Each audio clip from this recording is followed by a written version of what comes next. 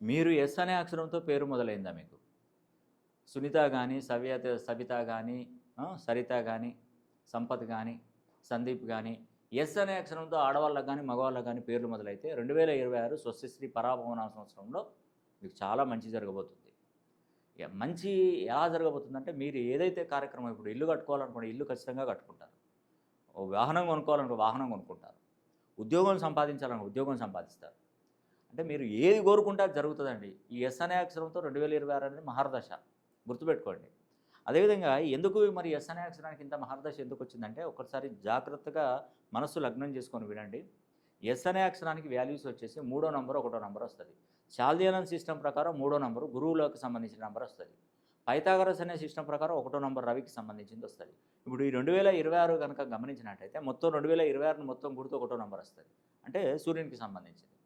2026 స్వస్తిశ్రీ పరాభవ నామ సంవత్సరానికి రాజుగా వ్యవహరిస్తున్నటువంటి వాడు దేవతల గురువు అయినటువంటి బృహస్పతి. అది 3వ నంబర్ వాడు. ఈ ఎస్ అనే అక్షరంతో పేరు మొదలైనటువంటి వారికి అంత పవర్ ఉంటుందండి. మీకు డైరీ కనుక మీకు రాసే అలవాటు ఉంటే ఇప్పటి నుండి మొదలు చేసుకోండి. నేను చెప్పినట్టు చూడండి, మీకు మంచి జరుగుతుంది. గత సంవత్సరాలకు పోలిస్తే ఈ సంవత్సరానికి పోలిస్తే మీకు 100కు 100% ఫలితాలే వస్తాయి. నష్టం అయితే రాదండి, ఖచ్చితంగా చెప్తున్నాను. నేను ఒకటే చెప్తున్నాను, మీరు పుట్టినటువంటి లగ్నం ప్రామాణికంగా చేసుకొని మీ పేరు కొంత ఫ్రీక్వెన్సీ డిగ్రీస్లో కనుక ఉంచుకోగలిగితే ఎస్ అనే అక్షరంతో పేరు మొదలయ్యేటువంటి వారికి ఈ సంవత్సరం నుండి మీరు ఏనుగు కుంభస్థలాన్ని కొట్టబోతున్నారు.